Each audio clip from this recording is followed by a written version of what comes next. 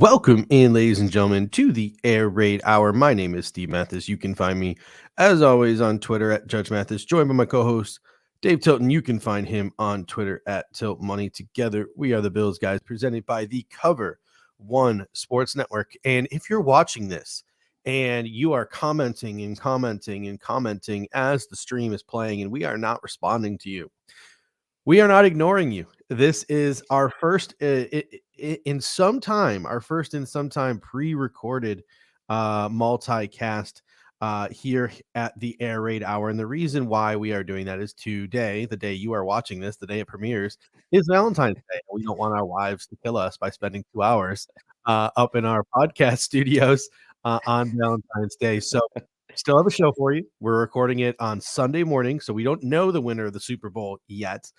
So we will touch on that a little bit on Thursday. But kicking it old school today, Dave. I mean, we started this podcast January of 2019, and this is what Mhm, we used to do. Every Sunday morning, we used to hop on our Anchor app and talk to each other over a telephone, and then mhm. send out a horribly audio quality produced podcast every Monday morning. So kicking it old school today.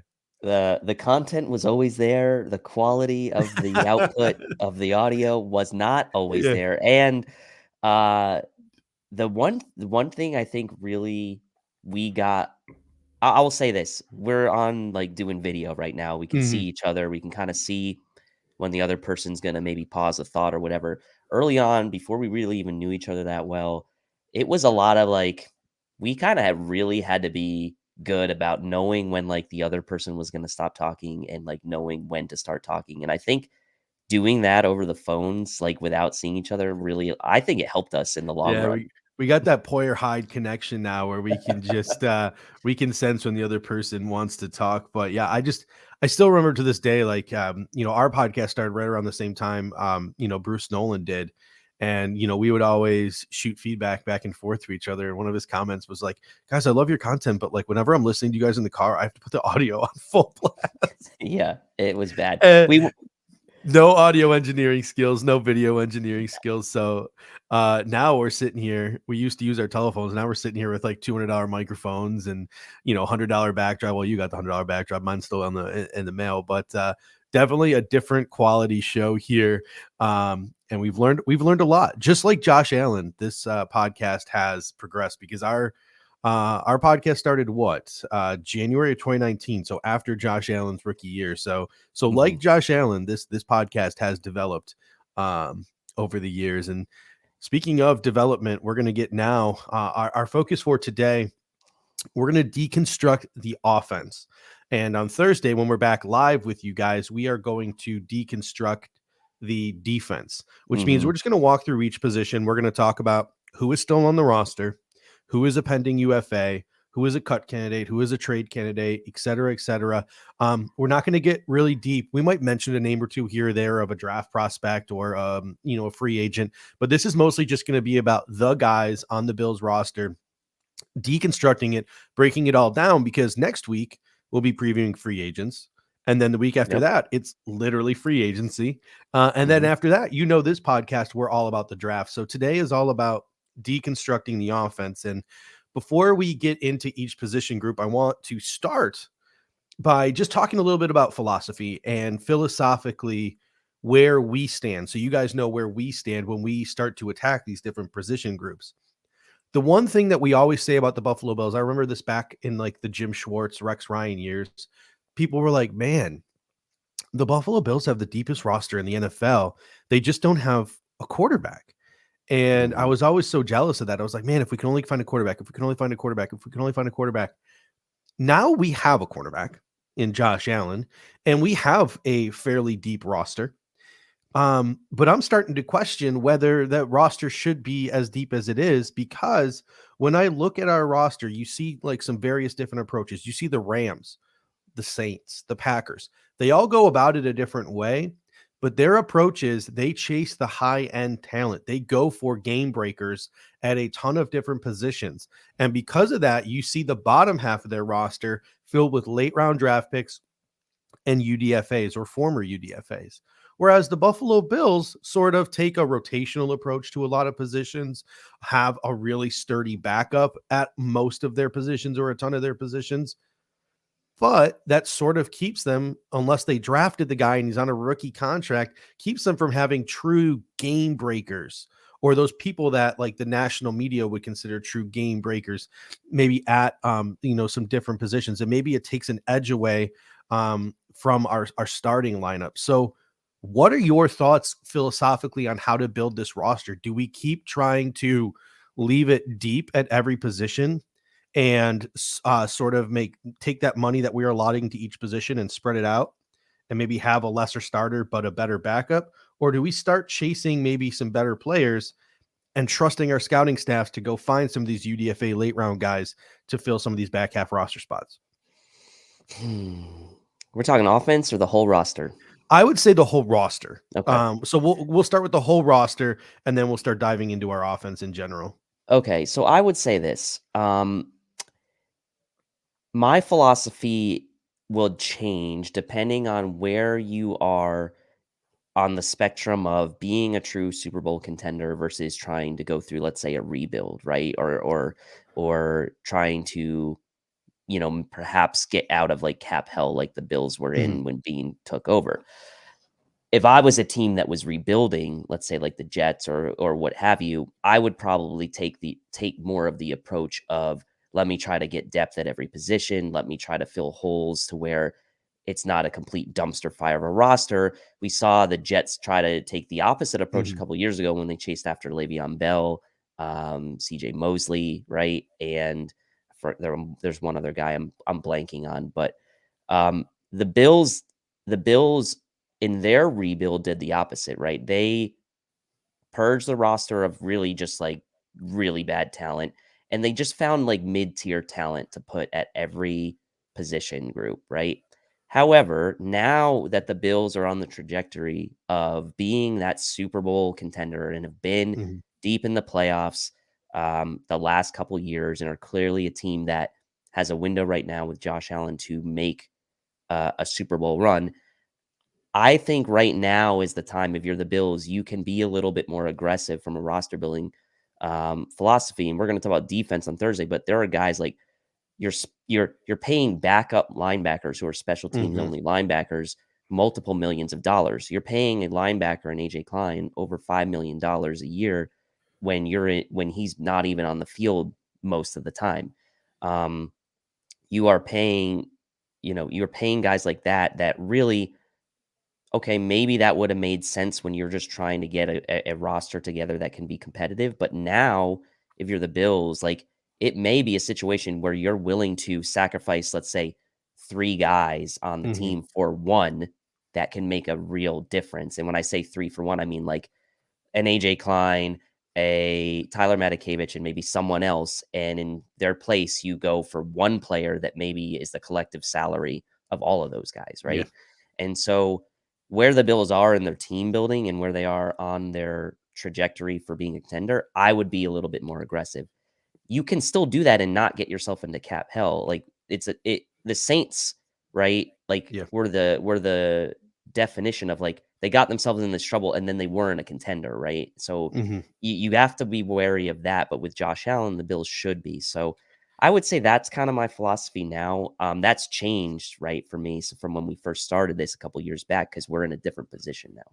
Yeah, and I think your spot there at the end, like it doesn't have to essentially be like what the Saints are doing or what the Packers are doing, et cetera. Because I mean, if you look at that, reports came out this morning that the Packers are willing to go in and kick a whole bunch of money down the road the next 2-3 years to get Aaron Rodgers back to push for a Super Bowl again next year before Rodgers retires, which is going to leave Jordan Love literally surrounded by a bunch of UDFAs because that team is going to be in just like the worst cap situation, and Yep. it's going to take them 5-6 years to dig out of it.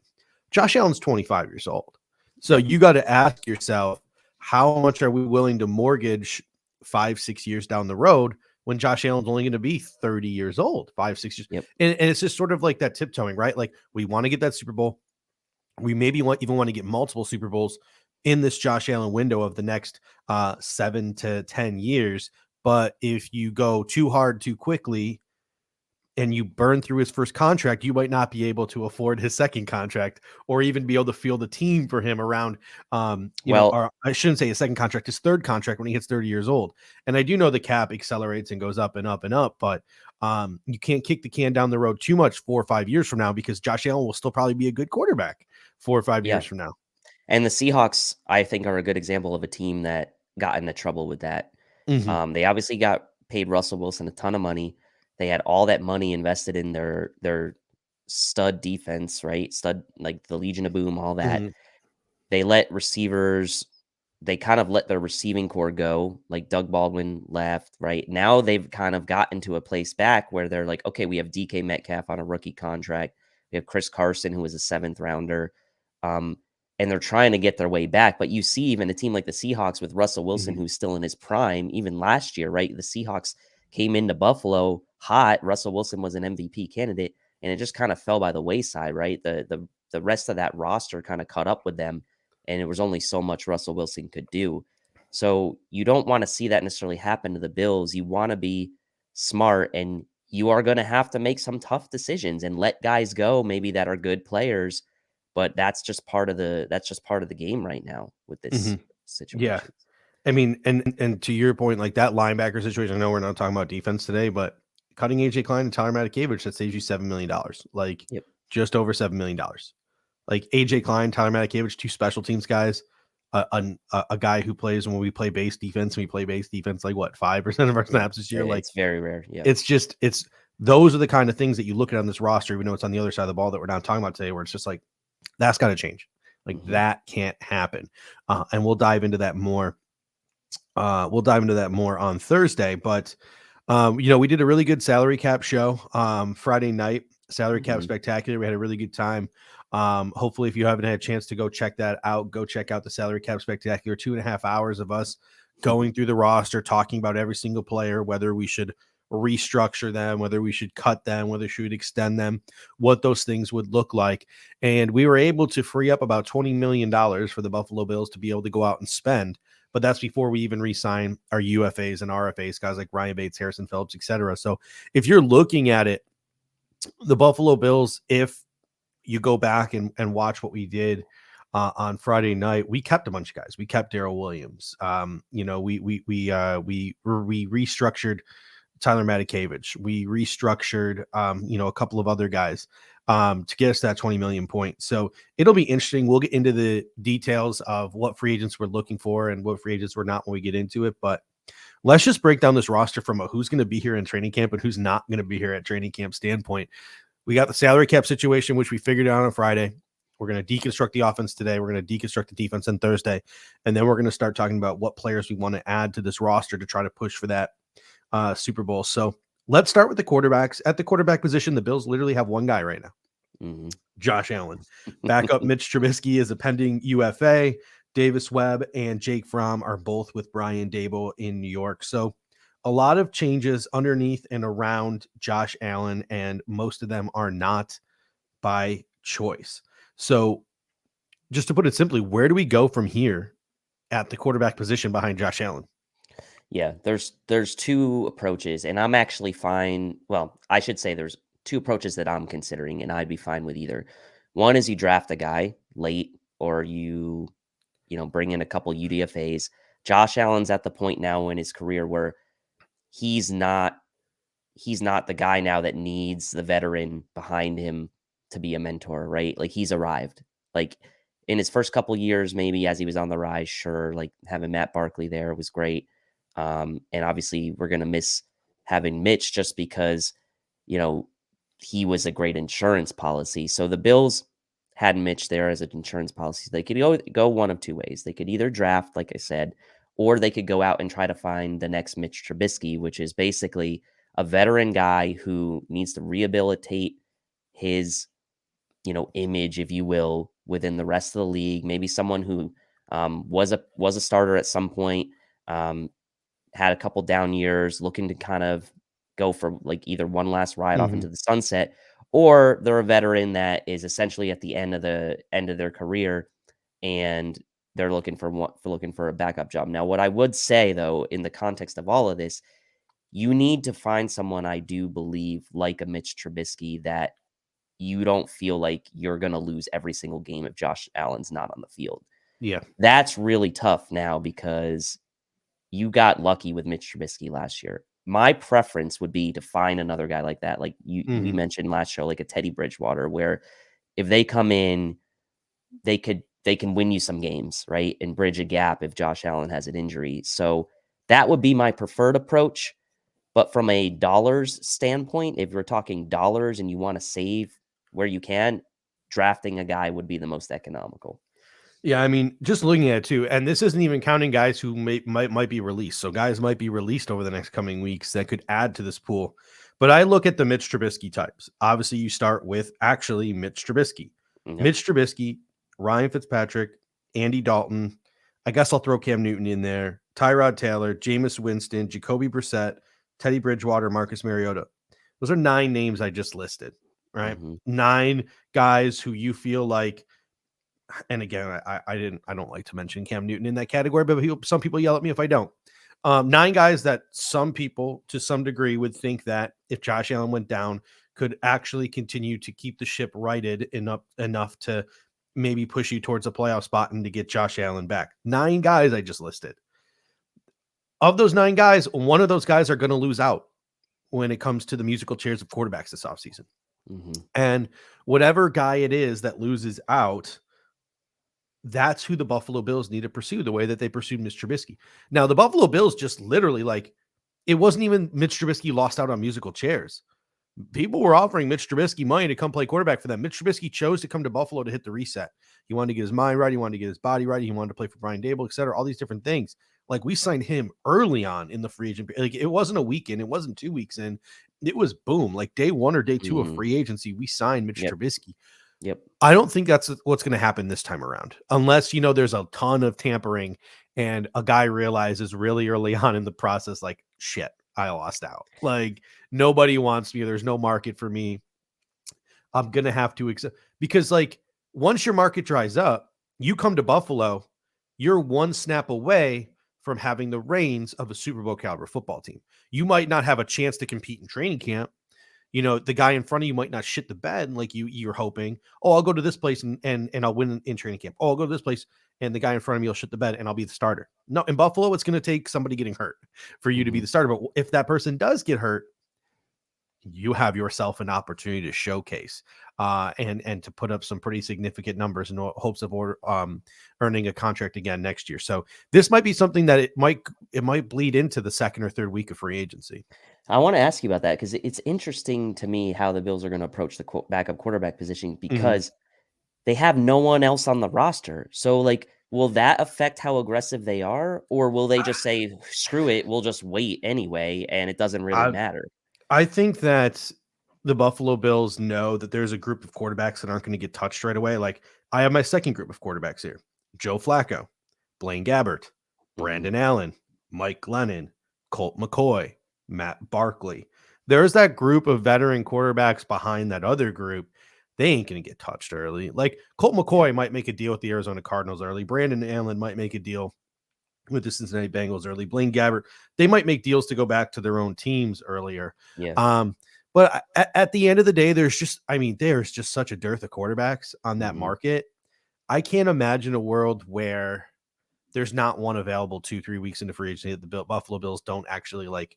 I mean, once we get past that first list, I don't think the Buffalo Bills are going to be gritting their teeth with any guy they sign. So it will be interesting to see if free agency affects their draft thoughts when it comes to a quarterback, right? Like, we're not even talking about quarterbacks in this draft class, but if the Buffalo Bills, like, the musical chairs stop and the Buffalo Bills end up with Matt Barkley as their backup quarterback, maybe we should be scouting 4th round quarterbacks in the draft as opposed to 7th round UDFA types. You know what I'm saying? Because, like, you might want to go chase after some of those other guys who might go in the middle rounds of the draft as opposed to some of those later round guys. So it'll be super interesting to see how the chips fall. There's also another guy to fall back on too, and I posted it on Twitter this morning. Someone mentioned it on our previous show, and I didn't realize this guy was a free agent because he's not really a free agent. He's a restricted free agent. And that's Kyle Allen of the Washington Commanders. I said that right. I can't believe it. Of the Washington Commanders. played in Carolina. He was signed as a UDFA the year Bean left. So, Bean scouted him a little Yeah, bit. 2018. Yeah. Really, really good friends with Josh Allen. They spend every summer together. They work out with Jordan Palmer together. This is a guy who has a lot of tools, got a pretty live arm. He was a highly sought after recruit, went to Texas A&M, then ended up with Houston. So even though he was a UDFA, he was like coming out of high school. He was like a hotshot guy who's a pretty good athlete, got a pretty live arm, etc. He's put up pretty good numbers in his career when he's had to play. Is he perfect? No, but you could see an Allen connection at quarterback for the Buffalo Bills. Will the Washington Commanders even offer an RFA deal to Kyle Allen? We don't know, because they're looking to reset their quarterback position with Fitzpatrick leaving and Heineke leaving, and where do they want to go from there? And even if they do, it could be a situation where the Buffalo Bills call up and offer a 6th or a 7th round pick, and the Washington Commanders ship Kyle Allen over here to Buffalo. So I wouldn't even be surprised if, like, I'm just reading some tea leaves here, and now that person has mentioned Kyle Allen, I think to myself, like, yeah, that's a guy you can go trade for Kyle Allen or bring in Kyle Allen. He's 25 years old, right? Like, he's a guy you could sign to a 3, 4, 5-year deal, maybe like $1 or $2 million per year, and now you're set at backup quarterback for the next 5 years, because you've got a guy behind Allen who you trust, and a guy where if something bad does happen to Allen, like late in a season, you're not so strapped to him that you can't go out and find another guy if you need another guy, etc. So Kyle Allen, just a name that was super interesting to me. I actually like that idea. And he could become like the new Chase Daniel, if you will, because like the Yeah. guy made a living as a backup. Like, and he was one of the few Here's the thing though, backup. Chase Daniel sucks. I Like, know, but like just the noodliest of noodle arms. Kyle Allen's at least got a little pop. what I mean is that he's one of the few backups that have been Yeah. able to get multi-year deals, right? Like, you don't. I feel like that's becoming less and less common in the NFL now, is seeing a backup with It's a more team multi-year jumping. deal. Yeah. Yeah. So that could be one scenario where you might still be able to get a multi-year deal Yeah. out I of mean, a backup. either way, I think the Buffalo Bills, because of how barren that room is, have to sign a guy and draft a guy or get a UDFA. I mean, I'm just looking at some names late in the draft. I love some of the balls of clay at the end of the draft. Again, like guys like Cole Kelly, guys like Akil Glass, guys like EJ Perry, guys like Skylar Thompson, Dustin Crum. There's some late guys in this draft who have some potential. So, you go out and you get a Kyle Allen, or you get a Colt McCoy, or you get a Teddy Bridgewater to be your number 2. You go out and you get that ball of clay to come in and be that number 3. And that's the thing. I don't think I want 4 quarterbacks coming into training camp. Just give me 3. Because that way you can give the third guy a ton of reps, right? And you can give your backup a ton of reps, and you can have your backup prepared, and you can have your third guy developing maybe quicker with the more reps he gets. So if you're the Buffalo Bills, I would avoid the 4 quarterback conundrum that they maybe have gotten to themselves in the last couple of years. And I would just a UDFA, and we move on to running back. So next up on the docket, running back. This one's going to be super interesting. Locks to make the roster going into training camp: Devin Singletary and Zach Moss. Technically, we still have Christian Wade under contract. Matt Breida is a pending UFA. Taiwan Jones is a pending UFA. Antonio Williams has gone off and signed a futures deal with the Giants. So it's Singletary, it's Moss, and then it's kind of sort of Christian Wade. Where do we go from here at running back? Let's start with Breida and Jones. Do we bring these guys back? I don't think Breida will be back. I just find that really hard to believe. I mean, he popped in that Jets and Saints game, but like, he was really not a factor for the Bills if you consider the totality of the season. And a lot of people were right in saying like maybe we were maybe a little overhyping him, not us, but like Bills fans in general. To use the Aaron Quinn phrase, we probably should have pumped the brakes on that. So I don't think Breida will be back. Like, it just doesn't seem to make sense. Maybe Taiwan Jones is back because he's a core special teamer, so I could see him being back. But the Bills will probably still be going into camp with 4 backs, which they have traditionally probably done. 5. Yeah. I mean, 4 at the top. Hey, maybe they finally give Christian Wade a chance to get some run. Make him the but 5th one. Yeah. I feel like the Bills it's been like they've drafted a running back. They didn't draft one last year, obviously, but Mhm. like eh, I don't know, given how many holes we have to fill, we get mostly on defense and maybe offensive line. Are you going to be going back to the draft again and spending another mid-round pick on a running back when you've Mhm. done that like 2 out of the last 3 years? It's economical, but like are you really helping the roster that much by doing that? I mean, to me, I'd rather bring in, and this is my philosophy for this year. I'd rather bring Mhm. in a vet that Yeah. is a little bit higher caliber than Matt Breida to round out Mhm. room, because I don't I don't trust Zach Moss right now. Like, honestly, I don't. Yeah. And so I love what Singletary did at the end of the year, but I would Mhm. like to have a second guy that's a little bit more reliable than Zach Moss right now. Yeah, and you'll probably like in terms of Matt Breida, you'll probably always have Matt Breida to fall back on, right? So like free agency starts March 1st.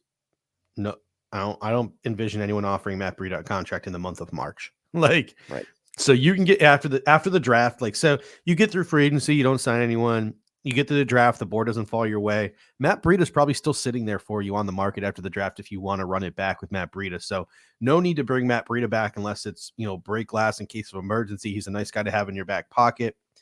Yep. Like I said, Tywan Jones, if he's even willing to come back here again on another 1 year, $1 million deal, it doesn't hurt to have him as that fourth running back. I put the name Raheem Mostert out there because I think, on our last show, because I think Raheem Mostert can do what Tywan Jones does and can do what Zach Moss, Matt Breida do. Like he's 2 for 1. He can play special teams and he can be a Yep. running back. But you mentioned a veteran, and I understand why you're going for veteran. Like you said, 2 third-round picks the last couple of years. But to me, and this was a tweet from Anthony Prohaska about Devin Singletary.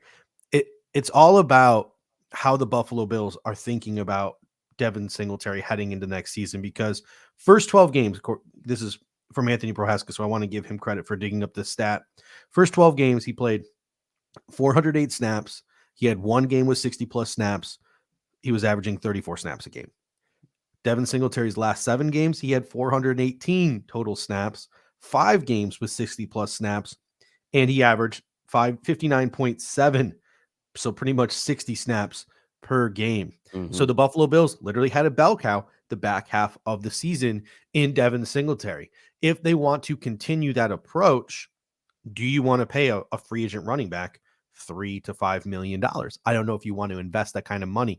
That's why you might want to look in rounds 3 to 7 of the draft for the scat back type, the Tyler Beatty. Dean pointed out to me I was calling Tyler Beatty Tyler Batty. Hey, man, if they I wanna draft I James Cook, I'm yeah. fine with it. Like, I'm cool Oh with yeah, that. 100%. Yeah, it was just funny. Dean pointed out to me that I was calling Tyler Beatty Tyler Batty. I know his name is pronounced Tyler Beatty. I just been calling him my Batty for so long that I just started calling him Tyler Batty and just didn't Hey. realize. So thank you to Dean pointing that out to me. But that's why I would consider a running back in the middle of the late rounds. But another thing you have to consider too, I know this is 2022 roster deconstruction.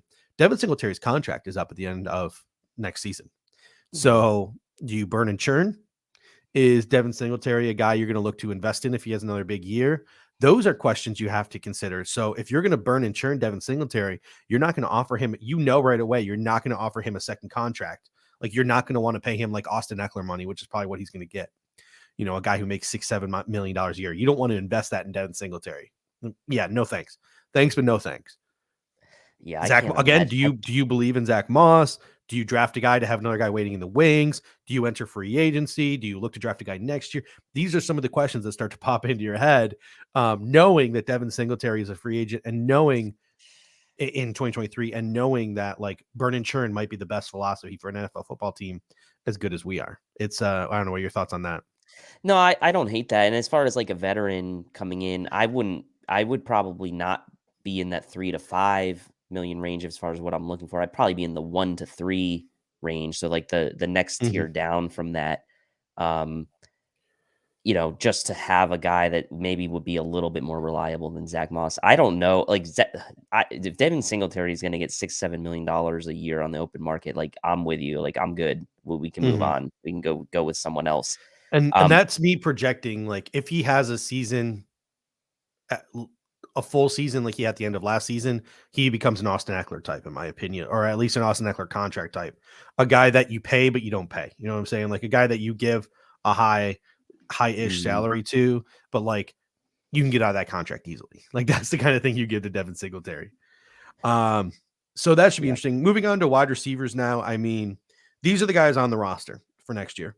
Stephon Diggs, Gabriel Davis, Cole Beasley. For now, we're going to get into Cole Beasley in a moment. Marquez Stevenson, Isaiah Hodgins, and Tanner Gentry. So we got 6 wide receivers on the roster right now. Pending UFAs, Isaiah McKenzie, Emmanuel Sanders, who is contemplating retirement currently, and Jake Kumaro. Let's start with Cole Beasley. Is this a guy we cut to save $6 million? Is this a guy that we asked to take a pay cut? Does Cole Beasley even want to be back in a Buffalo Bills uniform next year, knowing what state he lives in? Like, this is just a reality situation. We've heard the words that have come out of Cole Beasley's mouth. He very much a anti-vaccination or pro-choice vaccination, whatever you want to label Cole Beasley. Does he want to go through another year living in New York State and the politics of New York State? That's something that Greg Tomsett brought up on Friday. Like, does he even want to come back here? Or does he want to maybe go play for a team in a state where the politics more align with his views on things such as the vaccine? And that's a reality of the situation. He might ask out. He might not want to come back. You saw Heath Farwell go to Jacksonville, and some of the rumors and rumblings were it's because he didn't like the politics of New York State. So it happens. What are your thoughts on the Cole Beasley situation? This is tough. I mean, look, I'd want him back. I'd want him back because there's so much uncertainty right now with McKenzie. Is he going to be back? UFA, like you mentioned, Sanders contemplating retirement, Kumaro, UFA. I like in same vein as Zach Moss, maybe even more so. Like, what are you going to get out of Isaiah Hodgins? He's still pretty much a 100% unknown at this point. And so that leaves you really with Diggs, Davis, and it really just leaves you with Diggs and Davis as like your known commodities in the receiving room. If Cole Beasley's not in that mix, like all of a sudden you're super thin at receiver. And something like that kind of entered my mind is like, could Cole Beasley be like this year's John Brown, right? Like where he gets cut because of just the pure amount of savings. But I think it's a little bit different with him because he had the same amount of catches in 2021 that he did in 2020, which is crazy because when you think about it, like just because it's for 200 less yards, 200 less yards, and you're like, wow, like it wasn't as impactful, right? And obviously, he only had the 1 touchdown compared to the 4 from 2020. So it wasn't as impactful. His play wasn't as impactful, I would say. But he would be a guy that I'd maybe ask to take a pay cut or do some kind of restructure for. I don't think I could sit there and say, with all the rest of the guys on the roster that I'm eyeing to potentially cut as far as cap savings, he'd probably be, although it's tempting with the cap savings, he'd probably be like the last guy in the list that I'd turn to save that money. So I'd want him back. Yeah. I mean, I would sit Cole Beasley down and I would have an honest conversation with him. I'd be like, listen, you were targeted 107 times in 2020. You were targeted 5 more times in 2021, 112 times. So you had 5 more targets this year than last. You had the same amount of catches. You had almost 200 less yards. You averaged 8.5 yards per carry to 11.8 yards per carry the season before. You went from 4 touchdowns to 1 touchdowns. Like, your career is in a decline. If we cut you and save $6 million and go out and sign Braxton Berrios, what's the market going to be for you? Like, what is the market going to be from a guy who made some headlines in training camp? That's fair. Who made it more about him than the team in training camp. What's the market going to be like for you? You saw what happened to John Brown after he left Buffalo. Cut your salary in half. like that might be a conversation the Buffalo Bills have, and I wouldn't disagree with that conversation, because then you can go out and you can probably still sign a Braxton Berrios, or you can go out and sign a Brian Pringle, or you can go out and sign one of those mid-tier free agents like a Cedric Wilson or something, and you can have a 4 again. Get a fourth guy who doesn't need the ball as much as Emmanuel Sanders, but can still buffer you with Cole Beasley, etc. My thing is like I always want to walk away a year too early than a year too late. Yeah. If Yeah. Cole Beasley's numbers drop like that after this season, what are they going to drop like again next season? Like, and do I want to pay that guy $7 million? Like, to me, I would. This is me, and this is me going back to like I'm going to be cold hearted this offseason. And if the Buffalo Bills decide to bring a guy like Cole Beasley back, that's fine. Like, I'll be okay with that, and I'll sit here and I'll analyze that. And if he's successful, I'm going to be cheering him on, right? So, because I'm a Bills fan. But at the end of the day, when I look at it, I don't want him on this football team next year. I don't, Mm. because I don't think he's worth the money. Well, but he had the same money catches. You saw him in the. I don't care. You walk away a year too early instead of a year too late. I don't care what, unless he cuts his salary literally in half. I have no interest in him being on this football team next year. I'd rather walk away, go out and draft a guy in the middle rounds and go out and sign a mid-tier free agent and come in with those 4 guys, plus, some late round draft picks, some UDFAs, some dust settling free agents competing in the back half of the roster at the wide receiver room. I just can't justify that salary for Cole Beasley. Well, and it also could be a situation where it depends on what the Bills do in free agency as well, right? Like the nice thing about the Cole Beasley situation is that I think the Bills should be able to still make some moves in free agency and obviously go through the draft before they have to make that decision. Now, Yeah, you can cut him anytime. it may be a situation where like could they get into a spot where like, okay, we actually can't sign a guy like Berrios because Cole Beasley's still on the roster. Like that's where you would have to make that decision if you're the Bills, if you're Yeah. really like at that point in time in a situation where your cap number doesn't work. But if you've done some other things like you guys were mentioning on the Friday show where you can free up some stuff other ways and let's say give yourself a buffer of cap space to say, I'm going to sign Braxton Berrios and then okay, I can save $6.1 million at any point now if I cut Cole Beasley, and let's just see what happens.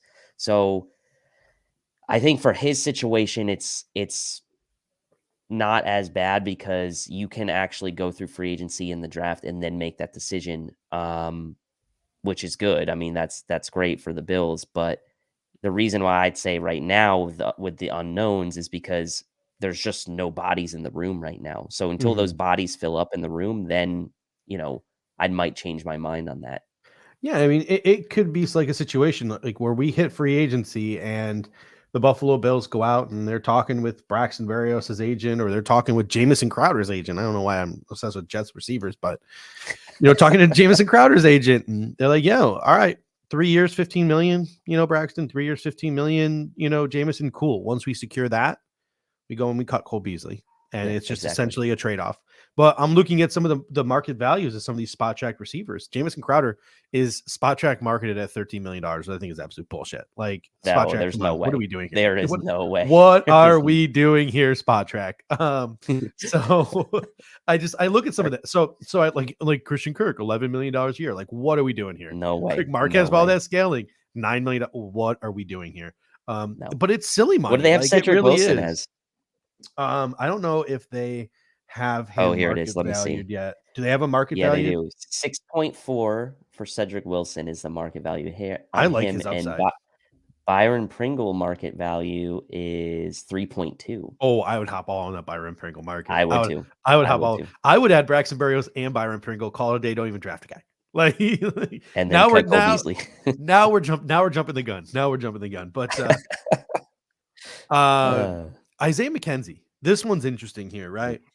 yeah. Yeah. To me, if he's not a returner, he's just a speed guy, and I think you can find that for way cheaper. What are your thoughts? I think people are going to get people will be enamored by the game he had against the Patriots And and they're gonna get think their that feelings because he's a fan favorite and he interacts with the fans he too. Like, yeah, he is, and they're going to just single that game out as saying like look what he can do.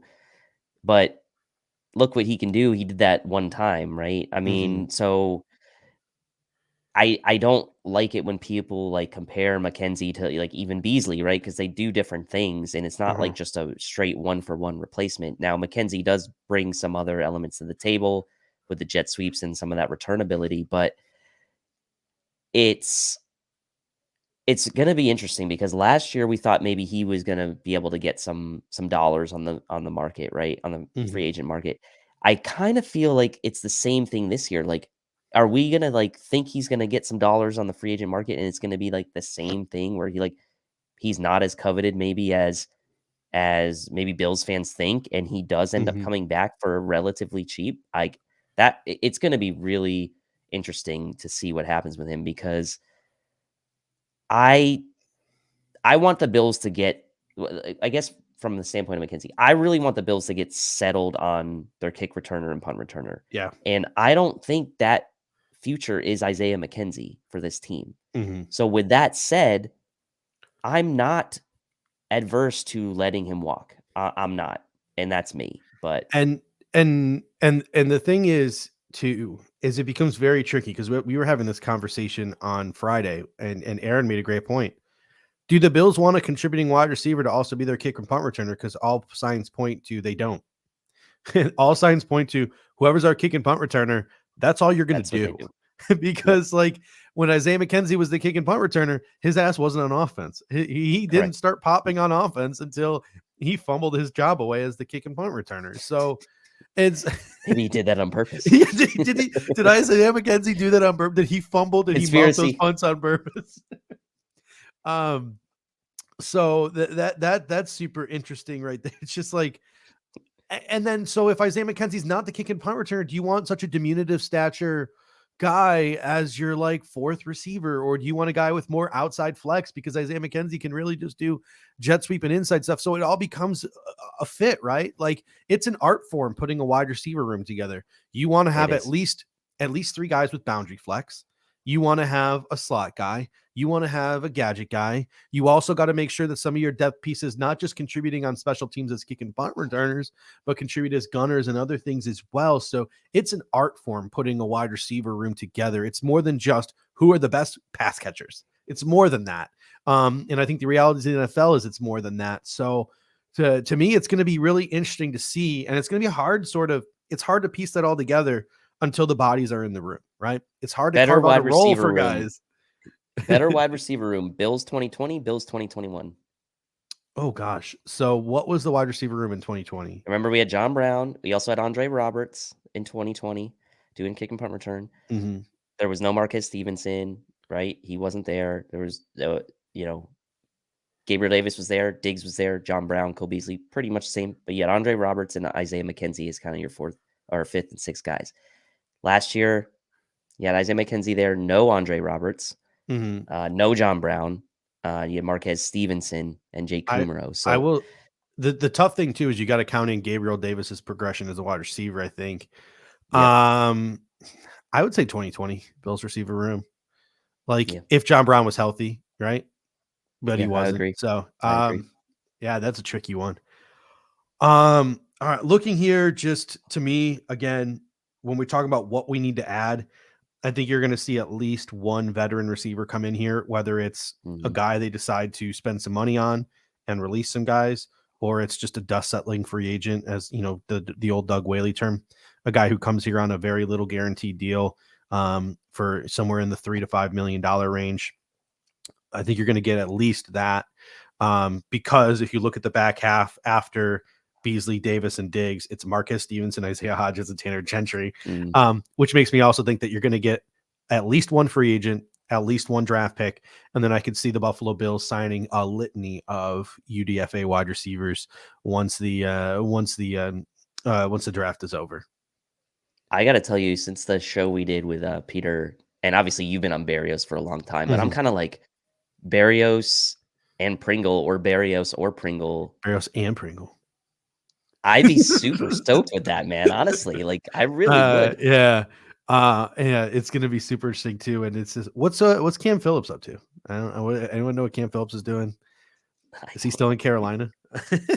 Oh my We're gosh. at that. We might be at that point for some of the depth pieces we need. Jake Kumaro could also come back as a Yeah. 1 year, 800K kind of guy, to provide some of that depth as Maybe well. he goes So, back to Green Bay with Aaron Rodgers oh yeah, Aaron Rodgers getting a finally gets restructure. Aaron Rodgers goes back to Green Bay because they agree to sign Jake Kumaro. And Valdez Scanling's out the door, but we got Jake Breaking. Kumaro back. Yeah, breaking. Tight end position. I tweeted this out yesterday and it kind of blew up. 100% agreed with what you said. Yeah, 100% is agreed. there are some people who every time I mock a tight end of the Buffalo Bills in like rounds 4 to 6, or I, um, you know, share a clip of a free agent tight end, like, hey, maybe this guy would fit in. Like I shared a post about Gerald Everett. If people are like, we don't need a tight end. Tight end's not a need. Why would you waste a draft asset? Why would you waste money in free agency on a tight end? It's like, have you looked at this depth chart? Like, I understand Dawson Knox was playing like a top 5 tight end in the league at the end of the season. That Patriots game absolutely solidified it. We're going to get to Dawson Knox in a second.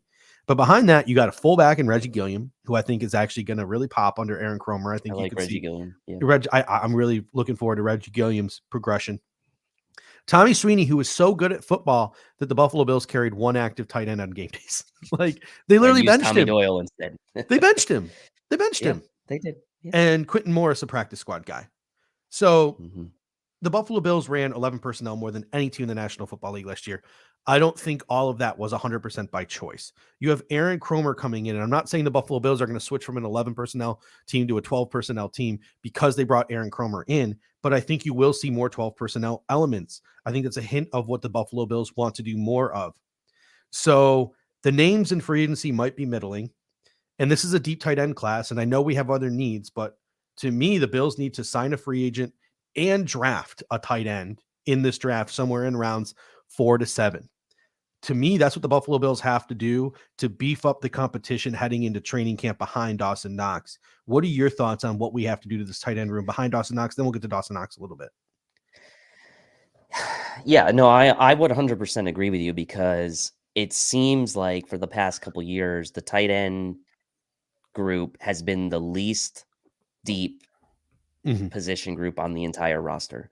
And this is even before, I mean, even with Dawson Knox's breakout, last year, you could still say that that's the case, right? Because behind him, it's like nothing. You really Mm-hmm. have nothing. You have Tommy Sweeney, who's a borderline NFL player, right? Like borderline. And that's just what he is. And you didn't even keep Jacob Hollister on the roster. You've cycled through these guys the past few years between Hollister, Tyler Croft, you know, other guys like that. We had Jason Kroom's name kept always coming up. Like, is he going to finally be like, no, like the Bills really Mm-hmm. need to just totally retool this entire depth chart behind Dawson Knox. And I agree with you. You got to sign a free agent this year. I thought Hollister was going to be that guy that last year and he was going to stick. That was the one big surprise at the end of camp. I think Mm-hmm. you do have to sign a free agent this year. And although Gerald Everett may be a little too rich for our blood, because I think he's going to get probably $5 million, and you still got to sign someone and draft someone. I am 100% with you. I want this whole depth chart behind Yeah. Knox retooled. And I don't think Tommy Sweeney's going to be on the Buffalo Yeah. Bills in 2022. Extreme makeover tight end edition for Yep. the Buffalo Bills. But speaking of Dawson Knox, I think it might be time to start looking to extend him to save a little bit of Yes, money. I agree with that. So, I agree with that. unlike Devin Singletary, who we talk about probably letting hit the market, I wouldn't jump the gun on Devin Singletary, but I would 100% jump the gun and try to start talking extension with Dawson Knox this offseason to possibly save you some money. I Uh, mean, the Bills, you have a star now at tight mhm, end. Like, this is a star in the making in Dawson yeah. Knox. He's proved that in 2021. You, as a franchise for the last 15, 20 years, no disrespect, Scott Chandler, no Mhm. disrespect, Charles Clay. I You disrespect him. Disrespect. Okay, well, Disrespect. fine. You have been bottom of the barrel basically from a tight end position in the NFL for the last 15 years. So you do not let Dawson, like, you extend Dawson Knox now and you pat yourself on the back, right, for Yeah. doing so. Moving on to offensive tackle now. This one's pretty clear cut because the two starters are set in stone. Deion Dawkins on the left side, Spencer Brown on the right side. You still have Yep. that sort of ball of clay type of guy and Tommy Doyle behind them. Mhm. Bobby Hart is a pending unrestricted free agent. I look at it like this. This is one of the positions where I need a better backup, right? Like you saw last year, the musical chairs at offensive line when guys went out. Daryl Williams kicks to right tackle. Spencer Brown kicks to left tackle. This and this and I miss Ty and Secchi, man. I mean, I was beating the I drum do too. last year to bring Ty and Secchi back, and I understand Ty and Secchi wasn't perfect, and he didn't even play all that hot in Dallas, but he at least was serviceable. So to me, the Buffalo Bills have to go out and this is one position I want to address in free agency. I don't know the name yet because I haven't had a chance to do the research too much into free agency, but you got to go get yourself a guy in free agency that can play left tackle, that can play right tackle serviceably, pay him $3 million a year to come in and be that backup because we can't be playing musical chairs along the offensive line every time a tackle gets hurt. Cannot. And you still probably aren't in a position where you can trust Tommy Doyle as any kind of swing tackle backup right now, right? So you need some insurance there. It's interesting, right? We talked about like, well, the Bills drafted 2 tackles last year, but it's still now also it's still a need on the team. Now I don't know if that means they're going to put they put high draft, not high in Tommy Doyle necessarily, but they put multiple picks of draft capital into that position last year. I would prefer they go the route of free agency to kind of fill that gap, kind of like they tried to do with Forrest Lamp at guard last year, but for tackle this year. And so there were a lot of tackles we liked in free agency last year, and I haven't looked at the ones coming up this year, but I would really like to see them do something in free agency at tackle as well. The only name that I've seen so far that I really like is Gerald Christian from Houston. I like his left tackle, right tackle flex. He could even play guard in a pinch. I guess we just like those Houston guys because we were huge fans of Roderick Johnson last year, who I don't know. I don't even know if he's still in the league. I think he might have been on Miami's practice squad. Roderick Johnson might still be out there. So, let's see what's going on with him. Yeah, I mean, I'm looking at the draft. Like, there are a couple of draft prospects I like Jamari Salyer. Chiefs? Are you kidding me? He's on the Chiefs. Well, look, we fucked up. We fucked up. I look at like Jamari Salyer on the left side where, and this is an earlier round guy. This is a second, third round guy. You draft him to play left guard, but he could play left tackle in the pinch. Daniel Falele from Minnesota. You draft him to play right guard, but he can play right tackle in a pinch. You look later on in the draft, a guy like Luke Goki out of Central Michigan is a guy I really, really like. Right guard, right tackle flex. So there are guys. I think there's more guys who are right guard, right tackle flex than there are left guard, left tackle flex. Just because it's really hard to play left tackle and anywhere.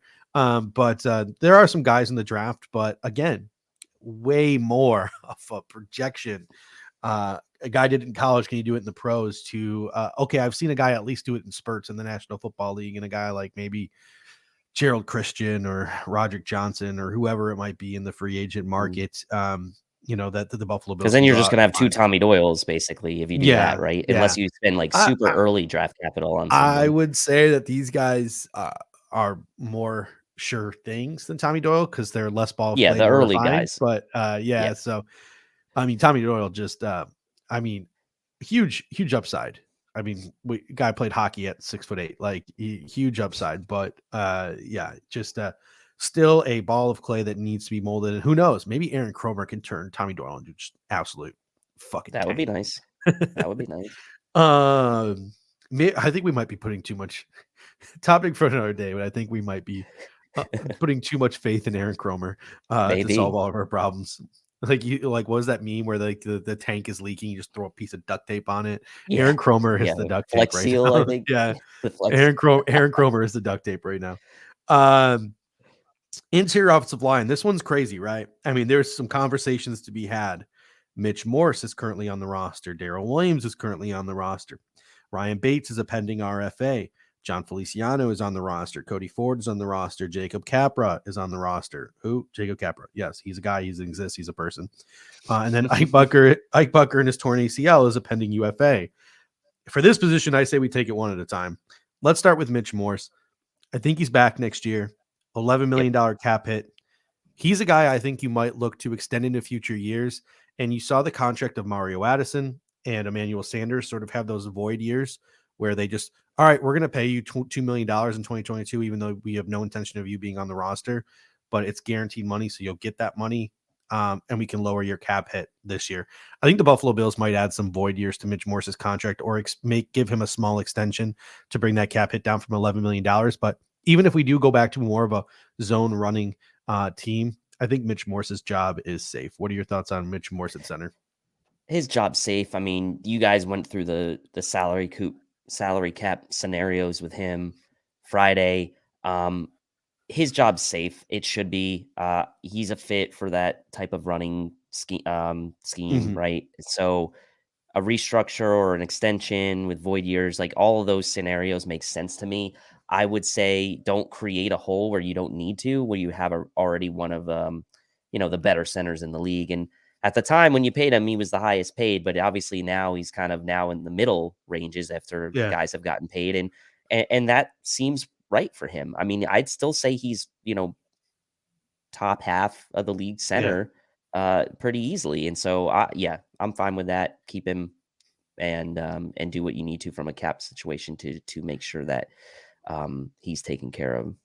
The next thing up here I want to talk about is Ryan Bates pending RFA. Give him a second round tender. It's a $4 million cap hit. Give him an original round tender. It's like 2 point something $1 million, cap hit. To me, I think the number one priority of Brandon Bean right now, before free agency hits, before we hit March 1st, would be to work out a multi-year extension with Ryan Bates. I'm talking 3 years, 9 million, something like that. Get him a Hmm. contract in the $3 million range. Give him some guarantees early. To me, even if and he comes into training camp as your starting left guard, but nothing's guaranteed. He's going to have to compete and win that job. But even if he doesn't win that job, to me, I think Ryan Bates has proven over the years that he is one of the more valuable backups in the National Football League. He can back Hmm. up at left guard. He can back up at center. He can back up at right guard. He still might have a future on this football team as the future center. I've talked about that in the past. He could even play right tackle and left tackle in a pinch. So to me, at $3 million a year, that's a Hmm. bargain depth piece. So if I'm Brandon Bean, I'm trying to work out a deal with Ryan Bates, multi-year extension, and I would lock him into the roster and give him that left guard job into camp with no guarantees from there. I like that because of the value he brings to you, even if for some reason it doesn't work out for him to start and Mm-hmm. he's still with you for multi years. You can rely on him as a backup. You certainly can rely on him as a backup more so than you would, like, say, a Cody Ford. And if you're talking about, we were talking about like just roster philosophy construction at the very beginning of the show, like, would I rather pay Tyler Matakevich $3 million to be a special teams only sort of backup linebacker? Would I rather pay Ryan Bates $3 million even if he's a backup on the Mm-hmm. offensive line? Yeah, I would rather pay Ryan Bates for sure in that situation because of that flexibility he offers. And we saw, like you said, the musical chairs happening this year. You will get a level of comfort and insurance there with Ryan Bates being sort of in the mix for the next several years, however long Mm-hmm. 3-4 years, whatever you decide you want to do. So I'm all for that. I think it makes total sense for the Bills to do that. Try to give yourself as many options in the draft and free agency as possible by making sure you have that 5 guys you ended with the season with intact going into the free agency period in the draft. And so Ryan Bates is the only guy that you need to make that Mm-hmm. happen with. And so get it done. Next one up is Daryl Williams. Obviously, massive cap hit. You can save $8 million, eat 2 million this year, eat 2 million next year, by releasing him post June 1st because he's being paid right tackle money to play left guard. And quite frankly, sometimes he looks like a tackle playing guard. We came to the conclusion on the salary cap show to cut his salary $3 million into the $5-6 million range, which is more like what you would pay a starting guard in the National Football League. But I didn't voice this on the show, but I feel like I even disagree with that to an extent. I would almost look to trade Daryl Williams to a team that wants a right tackle, see if you can get that $8 million savings that way, by trading him to a team looking for a right tackle, or I would outright release him. It all depends on how the Buffalo Bills feel they can what they can do with Daryl Williams moving forward. But as I stated, he just seems like a tackle playing guard. He just doesn't look comfortable there, even though he plays adequately. And I Mhm. just think we could upgrade that position. Now, I know you're creating a hole. You are creating a hole in doing so, but it's a hole that I feel comfortable creating because I think we can upgrade at that position. But other people might disagree. Where do you stand on Daryl Williams? Um, it's exactly the same, right? He's going to be there at the start of camp, most likely, because, well, I shouldn't say most likely. He's going to be there through free agency and the draft, right? Because then you can kind of make the decision afterwards Mhm. what you want to do. Post June 1, like you said, it's an $8.1 million savings and only a $1.8 million dead cap hit, which the Bills may be willing to eat given the savings, and depending on what they do in free agency in the draft. That's a big number, right? Mhm. Of savings. Now, how much is it going to help you post June 1st when you probably are hoping to have most of your roster settled by then? I don't know. But it at least gives you some flexibility in what you do in the draft. I think you can say, like, look, if we feel like there's a stud guard at the right place, right time, let's draft that guy, and then let's wait and cut Darrell Williams after June 1st. So that's certainly in the realm of possibility. I get what you're saying. Like, you don't want to create a hole just to create one, but you also need to think about upgrading that interior still, right? Mhm. It's good to have those guys back just to give you a floor of what you can do in 2022, but you should still be looking to upgrade. I'm a firm believer that you should still be looking to upgrade, um, at right guard, and really at left guard too. If you feel like that's something that you can upgrade over Ryan Bates, you should still be looking to do that. But the difference being is that you can get Ryan Bates, I think, back for a lot cheaper than what you're going to Yeah. pay Darrell Williams, like you said, paying him tackle money to play guard. The next one up here is John Feliciano, and this is the guy signed a 3-year, $14 million contract, shed a ton of weight, has not lived up. You can get out of his contract in two ways. You can release him before June 1st, take a cap hit this year of 1.5 million and save 3.5 million, or you can release him post June 1 or with that designation and eat 750K this year, 750K next year, and save 4.2 million this year. That's the route I would like to take with I Don would agree. Feliciano. Yep. You could also get those same exact savings by trading him. Maybe Joe Shane, Bobby Johnson, Brian Dable have a soft spot for him. Maybe Bobby Johnson has a soft spot for him, and the Giants try to acquire him. But if I were the Giants, I would just wait for the Bills to cut him. To cut him, yeah. But here's the thing with John Feliciano. My biggest fear is this.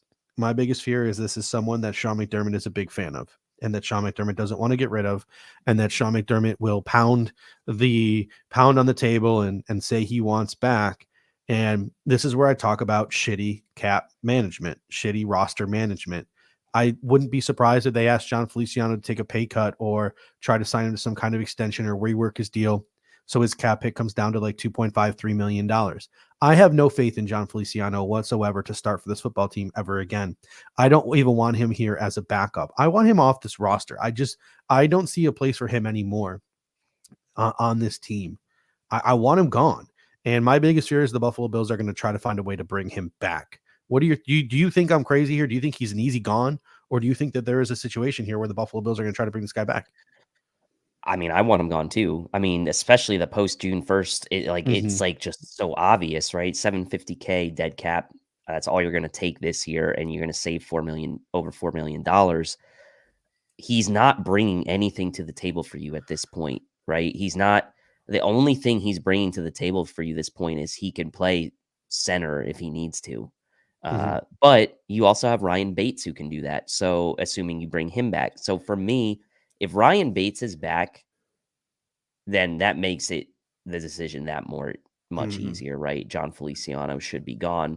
Um, when you signed him because he was a replacement level player and he was sitting out in free agency, and you were just bringing in dudes at that point in the rebuild, right? Because you were just trying to overhaul that shitty offensive line you had. Mm-hmm. And you're like, let's just bring in like 15 dudes and let the mess win. And that worked fine for when the Bills needed it to work at that point in time. Now he's not offering you really any value, because I'll put it to you this way: if you had to go into the season with a backup guard and you were going to pay either Cody Ford to kind of just play out the remainder of his rookie contract, or you were going to keep John Feliciano, like, I'd rather just keep Cody Ford and let him play out the remainder of his contract and get rid of Mm-hmm. John Feliciano. So that's where I come out on it. I would like him gone too, but you may be onto something there with the McDermott thing, and it pains me. It pains me. What would your reaction be if we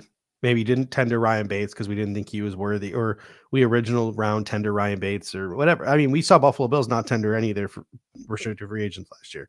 They let Levi hit the market. They let Ike Bucker hit the market, etc. Imagine a situation where we let Ryan Bates hit the market. he goes off, signs with the Giants or something, and we rework John Feliciano's deal. And what we just mentioned about Ryan Bates, you come into camp as the front runner to start at left guard, with at worst being a $3 million backup left guard, center, right guard. What if that situation is reversed and Ryan Bates is gone and John Feliciano is that guy? Hey, John, we still believe in you. We're going to bring in some competition, but you're our left guard heading into training camp. And if it doesn't work there, you're our backup left guard, center, right guard. I'll puke. I will throw up all over this broadcast studio, and I will be having temper tantrums all over social media. And there'll be people who are like, calm down. They're both replacement. I will fucking lose my mind. I will lose my god. I will lose it. You will see a grown man have a temper tantrum on the internet if that is a situation that plays out. And guess what? You and Charlie Gross could have a nice conversation about it, because he said that was the worst re-signing, or like one of the worst signings the Bills have ever made in the last, or like under McDermott, I think it was. Yeah. And it's kind of looking to be pretty bad. Now, money-wise, it's not obviously terrible, but you can easily get out of this contract. Do a smart thing. You can do the right thing. Easily get out of it. Do the smart thing and get out of this contract. And that's another thing to do. Like, I'm just panicking because it's the unknown right now, right? And we're all just projecting. You see the way this contract, $750K over the next 2 years and a $4 million savings. The Bills clearly structured this contract to where if John Feliciano fell flat in his face, they could get rid of him for practically nothing. Yeah. So projecting positively into the future, that's just what they're going to do. And they're going to let him go. But I mean, that's about it. Last but not least, there's two more names. Jacob Capra, obviously going to probably be the starting right guard next year. We all know. No, I'm just kidding. Cody Ford, there's an argument to be made about releasing him, saving the $1.5 or so million, eating the rest. My other computer just died, so I can't pull up the exact number. And there's also, I think it's about an 800, 900K dead cap. And there's another argument to be made about just letting him come to training camp again, because there aren't a lot of bodies, and it is what it is, and you can cut him in training camp with the same amount of hit and same amount of savings. And Aaron Cromer made John Miller work. Maybe Cody Ford can still be salvaged. So, and maybe there's a team out there who really liked Cody Ford in the pre-draft process years ago, who might be willing to trade a 7th round pick for him. So there's a ton of different scenarios, but anything more than Cody Ford coming back next year is like backup right guard on the depth chart, training, competing in training camp with no guarantees that's the best, like that's the worst case scenario. Yeah, I mean, this is a miss, obviously, right? From a draft perspective, they traded up and got him. It didn't work out. It was a miss. However, I'd rather a younger player who's on a contract year, coming off their rookie contract with a new offensive line coach, taking my chances on maybe just squeezing whatever last bit of upside you can get out of him over a guy like John Feliciano. So that's where I come out on Cody Ford. Like, expectations are 0 for him, for me, this year. And so I'm going into camp and I'm going into this offseason with absolutely 0 expectations of him. So any value that we get out of him, I'll be happy with it. Guy like Ike Bucker, the Buffalo Bills are probably going to let test the market, but I don't want to say, he tore his Achilles. I almost said ACL, but he tore his Achilles. To me, he's a guy you could probably re-sign for a minimum deal. Yep. You can pup him, and week 8 or week 9 of next season, you have a guy coming off that pup list, and maybe there's a couple of injuries, and maybe a guy like Ike Bucker could slot in. So to me, if I'm Mike Bucker, like, do you go somewhere foreign to you to go rehab, or maybe do you stay at home to go rehab, or maybe do you sign with the Buffalo Bills and you rehab at one Bills drive with all the guys that with the coaching staff that et cetera, in that facility, which has helped a bunch of guys out. So to me, I think it's a no-brainer to, at some point over the offseason, obviously you'll probably let him test the market, just to re-sign, no guarantees, Ike Bucker to a deal and have him in your back pocket for week 8 or week 9. That seems like something that would be up the Buffalo Bills' alley. So that brings us to the end of the offensive roster breakdown. Before we head out, I got a jabroni of the week that I need to get off my chest here. Jabroni, you are 3 seconds away, and The Rock means 3 seconds away from The Rock to lay the smackdown on your candy ass. I can't stop you though.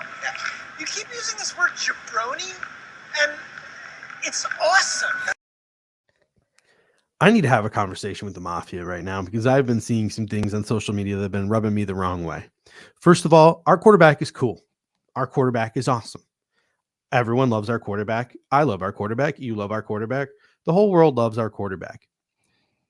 That doesn't mean we can't love other quarterbacks or like other quarterbacks. And that doesn't mean we should be actively rooting against other quarterbacks. The number of fucking bullshit. I can't possibly root for the Chiefs. I don't want Joe Burrow to win a Super Bowl before Josh Allen. It would feel like a cheated year if the Bengals won the Super Bowl because they intentionally lost their Week 17 game and had an easier road to the Super Bowl. They don't belong there. They are our brothers in Rust Belt arms. Okay. Mm-hmm. The Cincinnati Bengals are our brothers in Rust Belt arms. Their franchise is literally built the way our franchise was built in the final years of Ralph Wilson, where their owner is just completely inept. And for some reason, they have somehow stumbled into the Super Bowl. I'm not going to discredit them for it because they got lucky and drafted the guy number 1 overall, who's fucking awesome. Right. I'm rooting for I'm wearing my Buff State Bengals shirt here because I am rooting for the Cincinnati Bengals today. We don't obviously know the winner. By the time we play this thing here, we'll probably have the winner. If the Rams win, I'll feel really good for Matt Stafford. I like Sean McVay. I like that Rams team. I'll be happy for them. I'll be like a nice little OBJ middle finger to Cleveland, et cetera, et cetera. Whoever wins, I don't care, right? That's, I think, one of the things with the Super Bowl is it's like there's no team to actively hate. So we're all looking for someone to hate. Yeah. No. Everyone's like, the Super Bowl's so boring. It's not boring. It's just there's no team that's like a fucking villain. There's no villain, right? Yeah. It's just two teams where it's like, well, if this team wins, I don't care. And if this team wins, I don't care. That's literally what it is. So I don't think it's a bad Super Bowl. I don't think it's a boring Super Bowl. I think Bills fans were so emotionally drained from 13 seconds that we're still just not that's why I think from a Bills fan perspective, it's just sort of like a meh Super Bowl. But if the Bills had gone like 8-8 the season and we were just watching the playoffs from home and 13 seconds never happened, I think we'd all be rooting for the Bengals right now, or I think we'd all be a little bit more excited for this Super Bowl. I think we were just emotionally drained, like I said, from that 13 seconds. But stop rooting against Joe Burrow. Stop rooting against the Bengals. I mean, unless he refused to hold the door open for you or slam the door in your face or something like that has happened to you in the past, or, you've driven through the city of Cincinnati and someone put your car on cylinder blocks and stole all your tires. Unless something has negatively happened to you in the city of Cincinnati or a Bengals player or front office personnel has wronged you in some sort of way, just chill out. Just take a chill pill. So that's the end of my TED Talk here for my Jabroni of the Week. I'm with you. I mean, I think on both sides, no matter the outcome, I'd be happy for Matthew Stafford. I'd be happy for Aaron Donald because I feel like he has busted his ass ever since he's been in the league, multiple defensive player of the years. And you could tell he really wants this. For Andrew Whitworth, former Bengal, right? Yeah. And now on the Rams. That's an interesting story. I like Joe Burrow. I don't have any issues with the Bengals. I know you probably have maybe come around on Zach Taylor a little bit. You used to not like him. Oh, you still hate him? Okay, I haven't. I still think he's kind of weird. I like Jamar Chase. He's exciting to watch. I like, the Bengals didn't beat the Bills in the playoffs. Yeah. So what is it? They beat the Chiefs. We should be happy. We don't like the Chiefs, right? Yeah. So the Bengals. They're the reason why we're not watching Patrick Mahomes and Travis Kelce and Tyreek Hill right now. Exactly. And so if anything, the Bengals, good for them because if I had to watch the Chiefs again in the Super Bowl, I wouldn't have liked that. I would have been rooting for the Rams. Mm-hmm. So I'm glad that it's a Super Bowl where I don't care about the outcome because in years past, so many times we were always rooting against the Pats or whatever, right? But now it's just kind of two neutral teams, I think should be from a Bills fan's perspective. And okay, if Joe Burrow wins the Super Bowl before Josh Allen, again, what does Bruce always say? Wins are not a quarterback stat. Joe Burrow is not the only reason this team's in the Super Bowl. And we know that narrative is flawed. So he's also fucking cool. I love Joe Burrow. Cool. Yeah. I want to see that dude puffing some cigars after. Oh yeah. He will be too. I'll tell you what, other than Josh Allen, outside of Josh Allen, take Josh Allen out of the equation. Again, take Josh Allen out of the equation because you can still and respect other quarterbacks. I've never had more fun watching a quarterback than that 3-game run that Joe Burrow and Jamar Chase and Terrence Marshall and Justin Jefferson and Clyde Edwards-Helaire and Joe Brady had SEC championship game, the 2 college football playoff games, just completely Destroying offensive masterpieces. That was some of the most fun I've ever had watching football in general, regardless of teams, regardless of sports. It was just fun. And I'm always going to remember that 3-game stretch. So huge fan of Joe Burrow. Rooting for the Bengals today.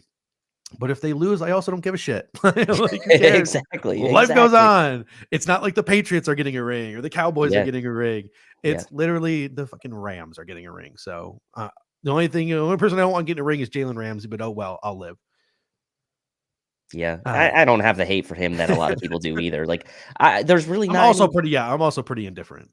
Yeah, I am indifferent. Like, I'd be very happy for Matthew Stafford. I'd be very happy for Joe Burrow. I like Sean McVay. I really liked watching the Rams on Hard Knocks last year. Like, there's not a lot of hateable guys. I feel like on either side. This would now be 2 years in a row where a New England Patriot has won a Super Bowl, Sony Michel, without Bill Belichick. So another knock on Bill Belichick that players just win Super Bowls without him. There you go. All right, ladies and gentlemen, hopefully you enjoyed this non-live version of the Air Raid Hour. We'll be back live on Thursday, 9 p.m., deconstructing the defense, which a lot more talking points, I think. Guys like Harrison Phillips, where do we go at edge rusher, linebackers, in that secondary, etc. A ton of different things to talk about. Something tells me that once we have the comments back in the comments section, we'll be going more than an hour 15 on Thursday. This might be the quickest show we've done. Plus, we'll have to talk Super Bowl a little bit. Yeah, we'll talk a little Super Bowl. Maybe the Bills will make some news. What they could possibly do between now and Thursday, I don't know. Maybe hire an assistant to an assistant coach. And I'm sure we'll spend 20 minutes on that. But ladies and gentlemen, we will be back on Thursday. I should have said this at the top of the show, but whenever we talked about, if you have a take on it, you have a comment on it, you agree, you disagree, you have a question, etc., drop it in the comment section. We'll spend the course of between now and Thursday hitting up the comment section, Dave and myself, and we'll be answering any questions, responding to any takes, etc. In the comment section. Smash that like button on your way out, or if you're just listening on demand, smash that like button. And if you're listening in podcast form, leave us a review. Make sure you follow the Air Raid Hour page, not just the Cover One page on Apple or Spotify, etc. And give us that 5-star, give us a nice review. We'd really appreciate it. All of that helps, and nothing helps more than spreading the word of the Air Raid Hour. So if you have friends that you think would enjoy listening to or joining the live Air Raid Hour party when we're live, give us a share, man. Just one share each person who listens. We got 2,000 people who watch the show every week. One person gives a share, half those people show up, and we go from 2 to 3. So just let's create the biggest Bills Mafia party there is. The more voices that are heard, the better fans that we can become. So thank you guys for listening. We really appreciate it. And until next time, go Bills.